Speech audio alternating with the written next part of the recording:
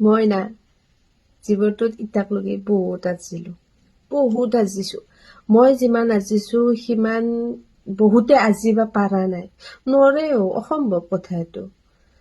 এটা মই যেনকে মাথাৰ বিষ আজিছোঁ, মই যেনকে হেলা আজিছোঁ, মই যেনকে মানে কঁকালৰ বিষ আজিছোঁ, মই যেনকে হেয়াৰ ফল আজিছোঁ, মই যেনকে চুলি পকা আজিছোঁ, মানে পকা চুলি কেটলা সেনেকে লাইফত কেতিয়াও কোনো আজাটো সম্ভৱে নহয়।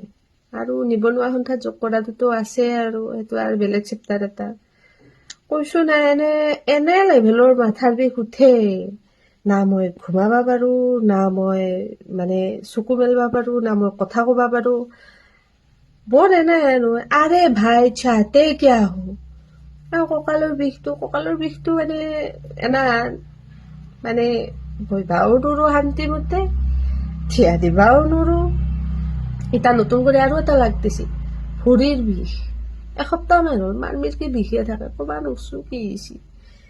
আৰু এই যিটো কলো হেলা, সেইটোতো আৰু মোৰ জন্মতে লগত লৈ আহা। সেইটো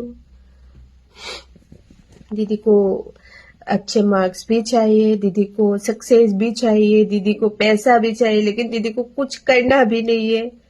সেই দিদিটো হৈছো মই। আৰু নিবনুৱা সন্থাততো মোৰ বহুত বছৰ হ'ল যোগদান কৰা। প্ৰমোচন পাই আছো, বুঢ়াকলৈকে আৰু পাম প্ৰমোচন। কৈছিলো না, মোৰ দৰে আজি বা কোনো নৰে, মই টপত আছো।